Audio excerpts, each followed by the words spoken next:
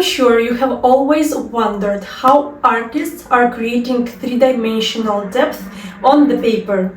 If this was you, then you have to watch this video, because in this video I invite you to learn more about perspective, how to create depth with the simple lines, how to work with the lines in the perspective, and how to create marvelous travel sketches on your paper. In case that you think that we need perspective only for travel sketches, only for architecture, and only when we are working with urban sketching, then it is not true. You will need to work with perspective on any landscape you will work on, and on any watercolors or work that you will create, on any composition, because with the perspective we will learn the depth and how to recreate this depth on the paper. In this video I will teach you how to work with 1, 2 and 3 vanishing points, and how to recreate the works that we see in different ways. If it is for the first time that you are here, my name is Alla, I'm a sketch illustrator and watercolorist, and from 2020 I'm an art teacher too. Visual depth is expressed through linear and atmospheric perspective as well as color use.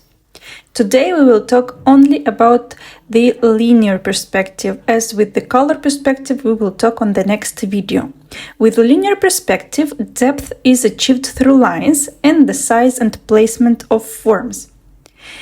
And the composition complexity can vary depending on how we look at the horizontal line. The horizon is the line for which the sky meets the land or water below.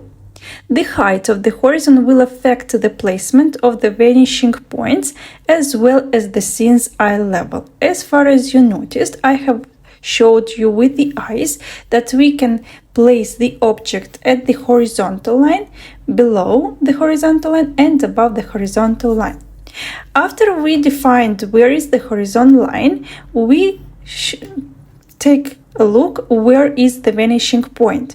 We have 1 vanishing point, 2 or 3 vanishing points, depending on which objects we look at. The vanishing point is the place where parallel lines appear to come together in the distance, like in my picture. You can see how the parallel lines of the road recede and visually merge to create a single vanishing point on the horizon. A scene can have a limitless number of vanishing points, but today we will speak only about 3 vanishing points, 3 different vanishing points. Now I show you when we have the horizontal line and we have 2 vanishing points. 2 points perspective is the linear perspective that uses 2 vanishing points, and it is called 2-point perspective. Scenes in 2-point perspective typically have the vanishing points placed at the far left and far right. Now I will show you with a very simple and easy example where we see the vanishing points. But many times in the projects that you will work, you will see these 2 vanishing points. You will have to define those, because you will see how the lines of the buildings are going on this 2-point perspective. Sometimes it is very difficult to see this 2-point perspective. We see how the parallel lines converge at the vanishing point at the far right and at the far left on the horizon. Now let's move on with 3-point perspective or multi-point perspective. It is linear perspective that doesn't have to be limited to 1 or 2 vanishing points. A scene could have multiple vanishing points depending on the complexity of the subject. In this case, I just show you how to draw the 3-point perspective. It is very similar to 2-point perspective. It has the left and right vanishing points on the horizon, and additionally there is a third vanishing point either below or above the horizon.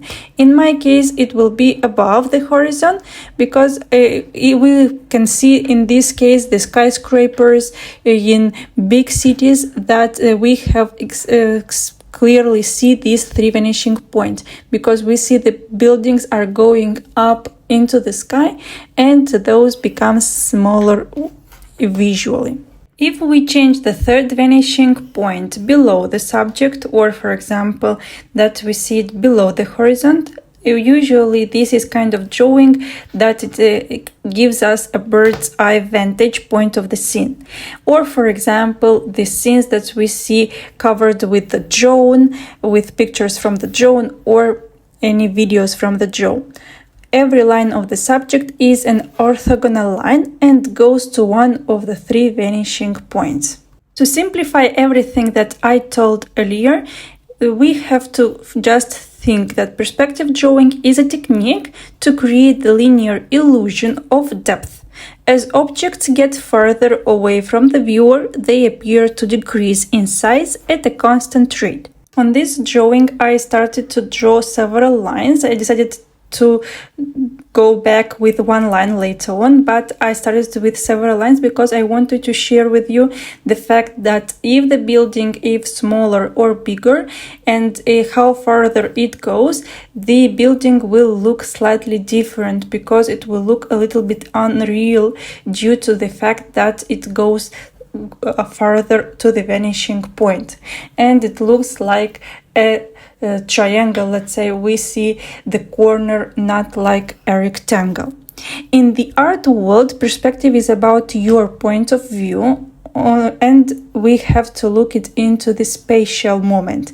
For example, here I show you that if we have a higher building, we see this vanishing point going further into the sky. And when you learn to draw the perspective as a beginner, you will see its importance on the urban sketching. So here we studied with vanishing point, 1 vanishing point, with 2 vanishing points, and with 3 vanishing points. And now we will proceed with some examples. I will show you several examples of the perspective how we use in travel sketches. These works will be available on my next course of travel sketches, so the link will be placed later on to this video. We can see that we use the perspective when we have the drawings, for example, in this case of windmills. Here, for example, on this Srini, we also have vanishing points, and we actually have 2 vanishing points. One that goes to the left and one that goes to the right, where we create the depth of the Srini. If we move along with this work with the Jordan travel sketch, we can see that we have 2 vanishing points, one that goes to the left and one that goes up to the sky. We don't have the third one because it is the stone, and the depth into the stone we represent with color and not in drawing. Moving next to this lighthouse, we can see also different vanishing points on our travel sketch. And we have to consider that each building will have its own vanishing points, and those won't be repeated. This is an interesting thing that we have to learn as well. Here, for example, very simple landscape. We don't have any buildings, we don't have any architecture, but still we have one vanishing point from which we should consider how we draw and paint the work. All the works that I have shown till now will be available on my next course that is called Travel Sketches. There it will be included 7 travel sketches. One of those are presented earlier in this video. And now I propose to your attention that we draw several examples with 1 vanishing point, 2 vanishing points, and 3 vanishing points. With 1 vanishing point, I just show you now how we paint the trees. Simple but yet interesting work, where we see that even in the nature, even without having any architecture to draw, we need this perspective drawing. First thing that we did, we defined the horizontal line, the horizon line. Then we defined where we have the vanishing point and how it goes. Then we decided on how it is the height of the first object that we want to draw. In our case, it is the tree. How it is the height and where are our eyes placed. Below the horizontal line, above the horizontal line, on the horizontal line. what we see, the eyes are a little bit below the horizon line. And we defined already the height of the trees, and we go from the bigger objects, from the bigger trees to the smaller trees. Obviously, we will see very few times these kind of works that are perfect with the perfectly trees with the same size that are going to the horizon line, but it is interesting to understand how we draw these trees, bigger in front of us and smaller on to the point that it goes farther. As well, if you have noticed, I also have drawn a line that goes to this vanishing point, that it is represented with the trunk of the trees, and not all the tree always, but with the corona. Later on, now with these two vanishing points, I will show you a house, a simple house, how we draw it. And I will also share some mistakes, some common mistakes that we do. Now we decided that we have two vanishing points. Obviously, the drawings are super easy, and in the real reference or in the real world, you won't be able to see these vanishing points clearly, but at least you can understand the theory. And we are drawing the lines how are going to this vanishing point. We decided on the height of how high will be this building, this house, and after it I just go with the lines on the vanishing points. Later on I decide how big will be this house, and I decided the finishing lines. For example, the form of this house will be in the form of a cube. And as well, we have the rooftop of the house that also goes into the vanishing point. So we have to consider also this. And we draw this rooftop as well.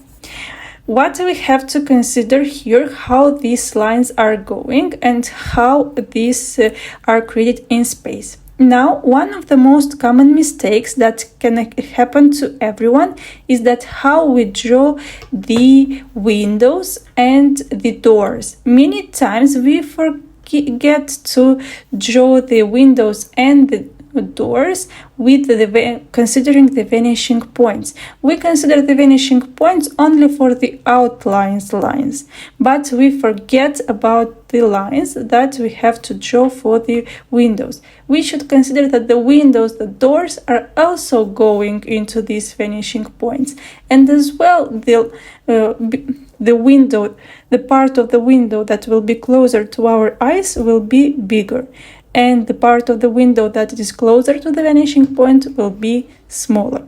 So always allow yourself more time and create these lines, all the helping lines that will show you how to draw correctly not only the building itself, but also the windows.